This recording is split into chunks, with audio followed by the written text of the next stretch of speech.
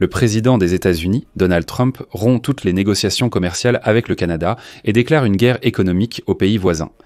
Le président des États-Unis a déclaré qu'il mettait fin à toutes les négociations commerciales avec le Canada à partir d'aujourd'hui, en raison de sa taxe sur les services numériques, et qu'il annoncera de nouveaux tarifs pour le Canada dans les 7 prochains jours. Cela signifie que la brève trêve dans la guerre commerciale entre les États-Unis et le Canada a été rompue, et que les deux parties entrent à nouveau dans une période d'attaque commerciale. Discutons ensemble dans cet épisode de ce que cela signifie et de ce à quoi tout cela va mener. Je m'appelle Alexei Pesci. Nous allons maintenant tout examiner dans l'ordre. Mais avant de commencer, je vous demande de vous abonner à cette chaîne, de mettre un like, d'écrire n'importe quel commentaire et surtout de vous abonner à ma chaîne Telegram Pesci News. Le lien se trouve dans la description de cette vidéo. Là-bas, nous publions des actualités en temps réel dès qu'elles arrivent. Donc vendredi soir, Donald Trump a fait une déclaration assez retentissante sur les relations entre les États-Unis et le Canada. On vient de nous informer que le Canada, un pays avec lequel il est très difficile de commercer, vient d'annoncer l'instauration d'une taxe sur les services numériques pour nos entreprises technologiques américaines, ce qui constitue une attaque directe et flagrante contre notre pays. La décision de suspendre toutes les négociations commerciales a été prise après que le Canada a refusé de reporter l'instauration de la taxe de 30 jours pendant que les deux pays négocient un accord commercial. C'est ce qu'a déclaré Kevin Hassett, directeur du Conseil économique national de la Maison-Blanche. Voici sa citation. « Ils imposent donc des taxes aux entreprises américaines qui n'ont même pas forcément de présence au Canada. Cet impôt est presque criminel. Ils devront le supprimer.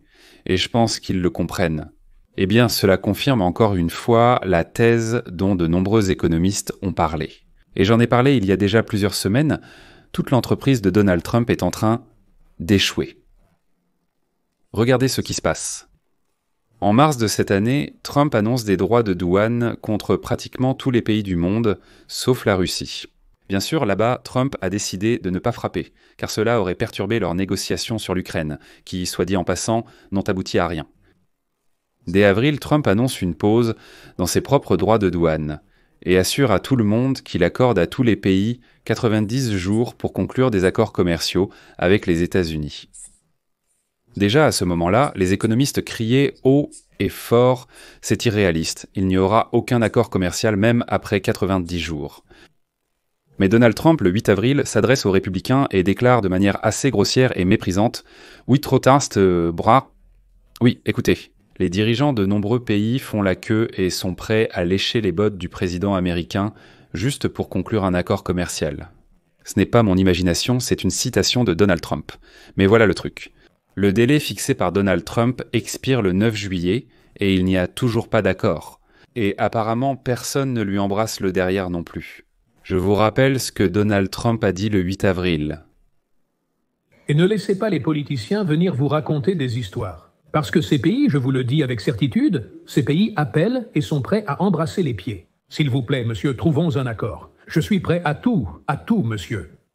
Et puis, il y a un républicain rebelle qui veut juste se faire remarquer et qui dit « Je pense que le Congrès devrait prendre en charge les négociations. » Oui, vous ne savez pas négocier comme moi, n'est-ce pas? Si le Congrès prend tout en main, adieu l'Amérique, ils vont tout vendre. Jusqu'au dernier centime.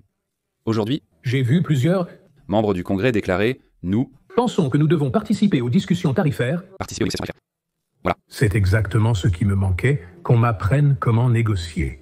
Je dirais que les gens les plus heureux du monde seraient les Chinois. Parce qu'avec de tels conseillers, ils ne paieraient pas 104% de droits de douane. Au contraire, ce serait nous qui leur paierions 104%. Voilà tout l'essentiel. Ces gars-là, il faut être prudent. Et même une allusion à une telle histoire nuit déjà aux négociations. Il suffit que la partie adverse voie ne serait-ce qu'une note à ce sujet. Et voilà, la position s'affaiblit, et les fausses nouvelles sont ravies d'en faire tout un plat, même si l'idée elle-même n'a aucune chance. C'est pourquoi nous devons rester unis. Mais revenons au Canada. Le Premier ministre du Canada, Mark Carney, et Trump s'étaient précédemment mis d'accord pour conclure un nouvel accord économique et militaire d'ici le 16 juillet, dans le cadre duquel le Canada espérait que Trump lèverait les droits de douane sur le pays.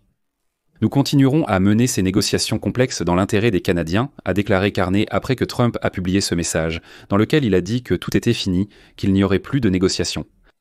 Et la veille, Donald Trump a de nouveau souligné sa position. Voici ensuite sa citation. « Nous avons toutes les cartes en main. Nous avons absolument toutes les cartes. Nous ne voulons rien faire de mal, mais économiquement, nous avons un tel pouvoir sur le Canada qu'elles préféreraient ne pas l'utiliser. La majeure partie de leurs affaires se fait avec nous.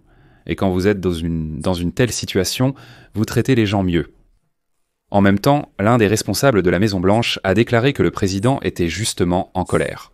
Citation. « Nous avons négocié avec le Canada pour qu'ils réduisent leurs barrières commerciales, puis ils en ont érigé de toutes nouvelles. Donc cela n'aide évidemment pas leur cause. » Mais ici, bien sûr, il convient tout de même d'éclaircir toute la situation. Le Canada travaille sur une loi concernant la taxe sur les services numériques depuis 2021. Le processus a inclus de vastes consultations publiques avant son entrée en vigueur il y a plus d'un an. La loi, qui impose une taxe de 3% aux grandes entreprises numériques étrangères et nationales réalisant un revenu de plus de 20 millions de dollars canadiens par an, entre en vigueur aujourd'hui, le 28 juin. Elle s'applique à certains bénéfices canadiens que les entreprises tirent de la publicité en ligne, des réseaux sociaux, des marchés en ligne, ainsi que de la vente et de la licence de données des utilisateurs. Selon l'Association de l'industrie informatique et des communications, les premiers paiements doivent être effectués lundi. Mais comme ce projet de loi a un effet rétroactif, des entreprises américaines comme Meta pourraient se voir présenter une facture pouvant atteindre 3 milliards de dollars. Plus tôt cette semaine, un responsable canadien a indiqué que 2 réunions étaient prévues avec des responsables américains pour discuter de cet accord. Et jusqu'à samedi, aucune annonce concernant la taxe n'était prévue. Le message de Trump est apparu alors que Corny rencontrait son conseil sur les relations entre le Canada et les États-Unis. Corny, qui est en contact régulier avec Trump, a déclaré qu'il n'avait pas parlé avec Trump. Vendredi, son bureau n'a reçu aucun avertissement indiquant que le président allait annuler les négociations commerciales. Et par conséquent, tout s'est à nouveau retrouvé dans le flou, c'est-à-dire qu'il s'agit simplement d'une déclaration publique sans aucun contact réel. Dans le même temps, les membres du Congrès américain affirment qu'environ 90% des taxes que le Canada percevra en vertu de la loi sur la taxe sur les services numériques proviendront précisément des entreprises américaines. Eh bien, ils disent que cette loi a justement été créée contre les entreprises américaines. Et au Congrès, cette semaine déjà, ils ont déclaré que si le Canada décidait d'introduire cette taxe rétroactive sans précédent, cela créerait un précédent terrible, qui aurait des conséquences à long terme sur les pratiques fiscales et commerciales mondiales. La semaine dernière, le ministre des Finances, François-Philippe Champagne, a déclaré que le Canada n'avait pas l'intention de suspendre la taxe, malgré la pression du Congrès américain, des milieux d'affaires et des secteurs industriels. Il a souligné que cette question était en discussion depuis 2021 et que ce n'était pas quelque chose de nouveau. C'est pourquoi la Maison-Blanche aurait dû être au courant de cette décision du Canada. Je vais maintenant citer le ministre des Finances du Canada. Le Parlement a voté pour cela, donc nous continuons à mettre en œuvre ces décisions. Nous avons eu des discussions assez longues et approfondies lors du sommet sur les différents régimes fiscaux que l'on trouve dans différentes parties du monde. La taxe sur les services numériques n'est pas propre au Canada. D'ailleurs, examinons cela dans son contexte. Ce n'est pas le principal. L'essentiel, ce sont tous les autres types d'impôts que l'on retrouve partout dans le monde. Eh bien, vous savez, on peut avoir différentes opinions sur ce type de taxe, et dans une certaine mesure, l'indignation des Américains est justifiée. Mais tout de même, dans le contexte de l'accord commercial entre les États-Unis et le Canada, cela paraît assez étrange.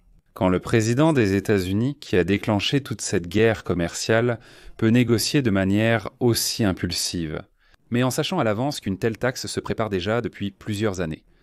Il aurait probablement fallu intégrer cela dans la position de négociation bien plus tôt, plutôt que d'attendre que la date limite pour signer l'accord commercial approche de la fin.